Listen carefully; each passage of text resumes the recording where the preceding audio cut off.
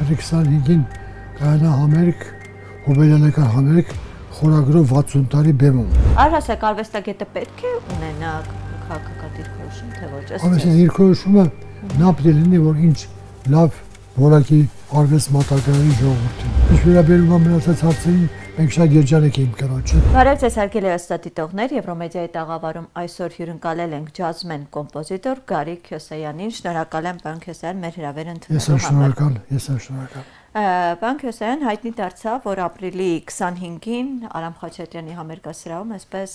համերգ է սպասվում հենց ձեր մասնակցությամբ եւ ինչպես հայտնի է Միացյալ Նահանգներից եւս հայտնի աստղեր գալու են։ Նախ ուզում եմ իմանալ, թե ջազի սիրահարներին այդ օրը համերգին ինչ անակնկալներ են սպասվում, ինչ այսպես նորություններ կան երաժշտական եւ Միացյալ Նահանգներից ինչ աստղեր են գալու Հայաստան համերգին մասնակցելու նպատակով։ Շատ բարի,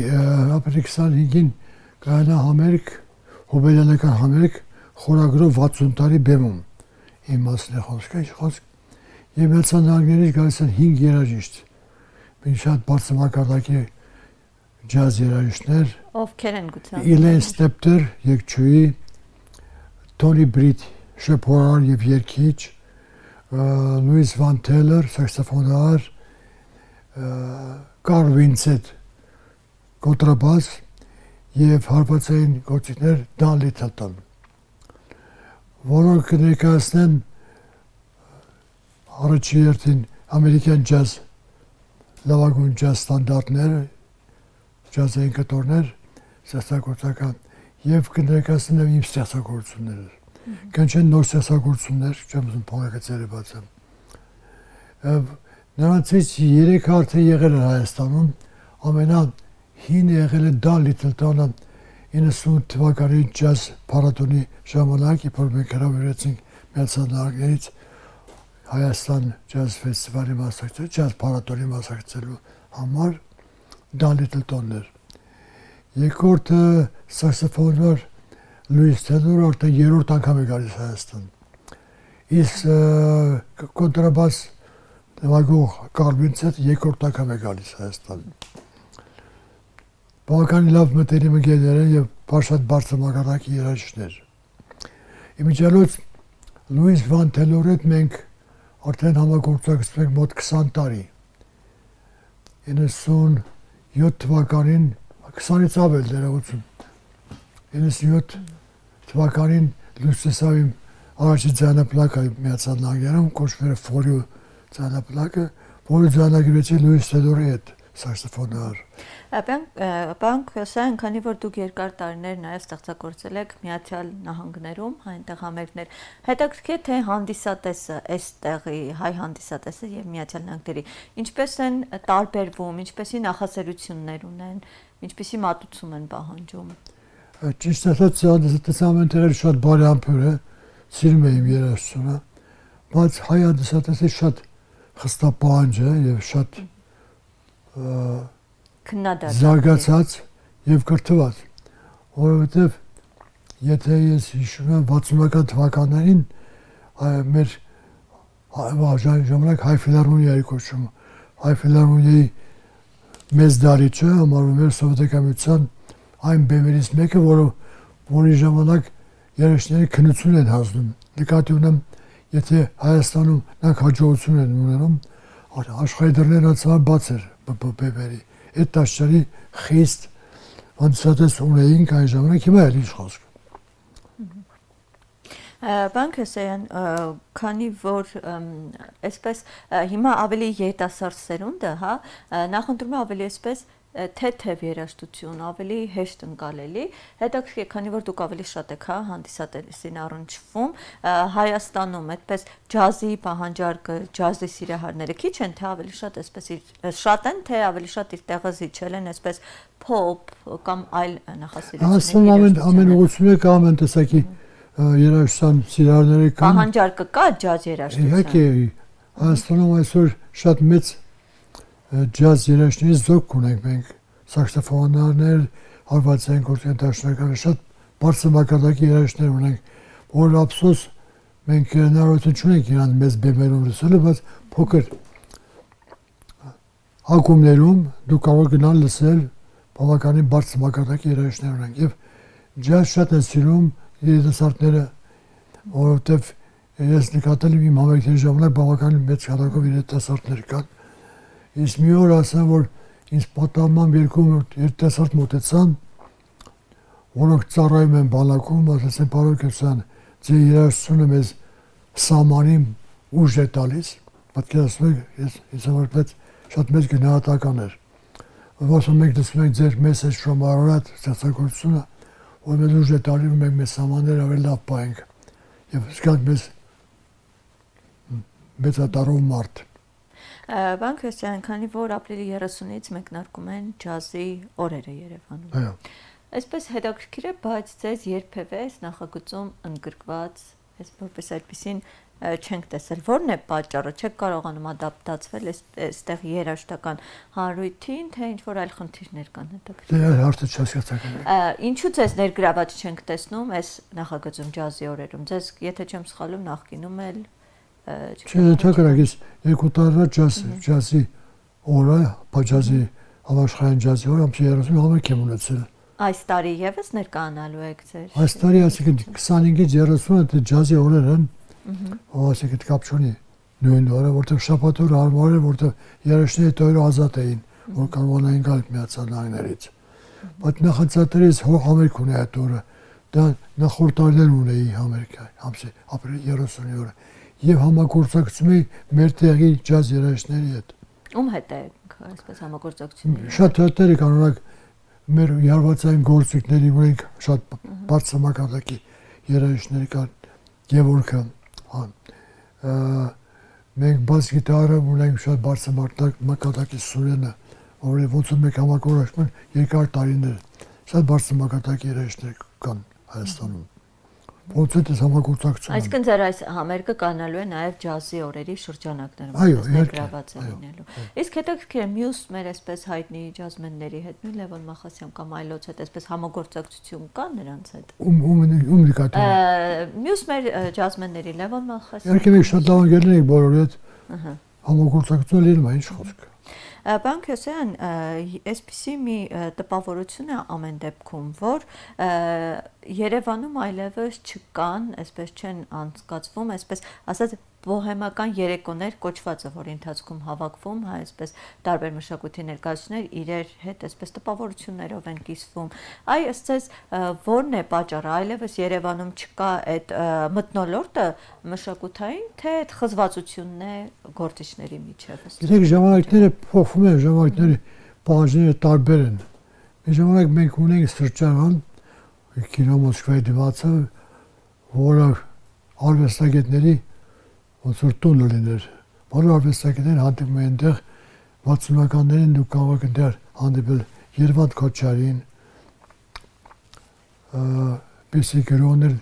Շիրազին կարող եք հանդիպել, Պարուս Սևակին, Մինասին կարող եք հանդիպել այդ սրճարանում եւ զրուցել ազատ ամեն ինչի մասին արվեստի։ Բայց ժամանակները փոխում են, ինչ խոսք։ Արվեստներ փոխվում է, ամեն ինչն է փոխվում է։ Իսկ հետաքրքիր օրինակ այսօր մշակութային գործիչները, նույն թեկուզ, հա, երաժիշտները որքանով են արտահայտում հասարակության այդ պատկերացումները, մտորումները, անհանգստությունները, ինչու եմ հարցնում, որովհետև այսօր շատ են քննարկում, ասում են, որ քննադատում այդ թվում, որ այդ կապը հանրության եւ մշակույթի խզված է եւ շատերը այսպես խուսափում են իրենց հենց կամ դիրքի կամ այսպես սերը իրենց հանդեպ նվազեցնելու համար ինչ որ դիրքորոշում հայտնել կամ հանրության անհանգստությունները արտահայտել։ Գիտեք, ամենալավ դիրքորոշումը դա ձեր աշխատանքն է, ձեր արված գործն է արվեստում։ Առհասարակ արվեստագետը պետք է ունենա քաղաքական դիրքորոշում, թե ոչ։ Ամենից դիրքորոշումը նա պետք է լինի, որ ինչ լավ որակի արվեստ մատակարարի ժողովրդին։ Եթե ժողովրդին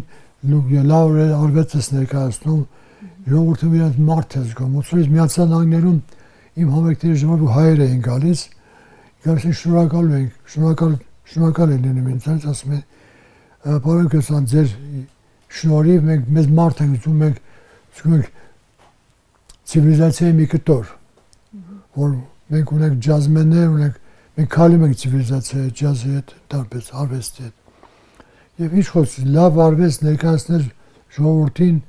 դա մեծ պարտականություն է։ Իսկ ժողովրդի անհանգստությունները արտահայտել է։ Համե։ Իսկ ժողովրդի անհանգստությունները, այդպես պատկերացումները արտահայտել է։ Ժողովրդի անհանգստությունները կարելի հասկանալ եւ մտնել ժողովրդի լուսամիջ իրան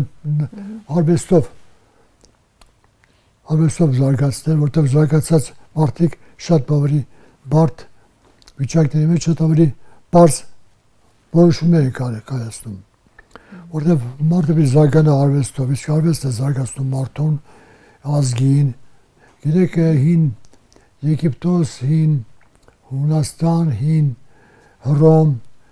եւ ընդհանրապես մեծ ցիվիլիզացիաները զարգացել են արվեստով։ Եթե արվեստը կախում է ցիվիլիզացիան ոչ չանում է, գիտեք, ոնց որ պատահեց շատ մեծ տերությունների, շատ իմպերիաների հետ։ Որ արվեստը շատ կարևոր դեր է կատարում ժողովրդի զարգացման, զարգացած ժողովուրդը արդեն գիտի ոնց մի վարվի ամենասպարեզում ամեն վիճակի մեջ։ Բանկ հեսան ձեզ էսպիսի մի հարց հետաքրքիր է, որ ձեզ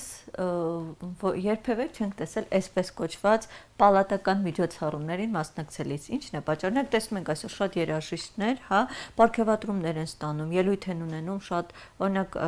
պաշտոնյաների առջև այսպես համերգներ են կազմակերպում, նվագում են։ Այ ձերը սա ինչ որ դիրքորոշում է, թե պարզապես չի համընկել ձեր մասնակցությունը։ Ինձ համար մեծ նվերը իմ հանդիսատեսի ծափերն են եւ ժպիտները։ Երբևէ առաջարկ եղել է օրինակ մասնակցելու, չգիտեմ, այս այն կառույցի մասնակցած միջոցառումներին մշակութային։ Ճիշտ է, չի եղել դες առաջարկ, որովհետեւ ես շատ զբաղված եմ գործերով։ Ես հիմա աշխատում եմ մեծ պրոյեկտի վրա, գրում եմ 30 լիր արքա ներկայացման համար։ Գաբրիել Սենդուկյանի թատրոնում պետք է կատարվի եւ աշխատում եմ նոր ձայնապնակից վրա, որ շատ զբաղված եմ։ Այդ առումով առիթ չէ։ Այսինքն բայց առաջարկել չի եղել։ Չէ։ Բայց լինելու դեպքում կհամաձայնվեք, թե ոչ։ Քանի որ շատերը օրինակ խուսափում են։ Չի կհամաձայնվի, որովհետեւ ես ներկայացնում եմ 30 արվեստ եմ ներկայացնում։ Ես կարող եմ բոլորի համար նվագելով ցանկանում եմ լսել 30-ը։ Ինչի՞ չէ։ Ձեզ այսպեսի մի հարցել է մի փոքր այսպես անձնական բնույթի գիտենք որ ձեր կինը հա Տիկին Սահակյանը եւս երաժշտությամբ այսպես ելույթ է ունենում ու որքանով որ տեղակ եմ հենց ձեր աջակցությամբ այսինքն դուք դերասանուհի եղել դուք եք ավելի շատ այսպես նպաստել որ կա երաժշտական դաշտ ոչ ես չեմ Իմ կինս բացի Նաև գիտեմ որ տարիքային տարբերությունն է մեծ հետաքրքիր է դա ինչպիսի ազդեցություն է ունենում ձեզ վրա Շատ դրական կինս ոչ միայն ավարտել է թատերական ինստիտուտը Գերազանց նաև Գերազանց ավարտել է կոնսերվատորիան որպես վոկալիստ Մենք հանդիպեցինք կինս արդեն մեծ ծրագիր ուներ Բրոդվեյ երաժշտություն որը շատ մոտիկ է ջազի Եվ ինքին ցույց տվեց իր ծրագիրը բավականին լավ ծրագիր էր գիտեք Բրոդվեյը դա բանն օպերետան է ամերիկյան Այդ ծրագիրը շատ լավն էր Եվ նա մտածում էր կարելի ջազն անգամ երգել եւ մենք պարապեցինք 6 ամիս ծրագիր սարքեցինք եւ մենք առաջ ելույթ ունեցանք Մոնտե Կառլոյում պատկերացրեք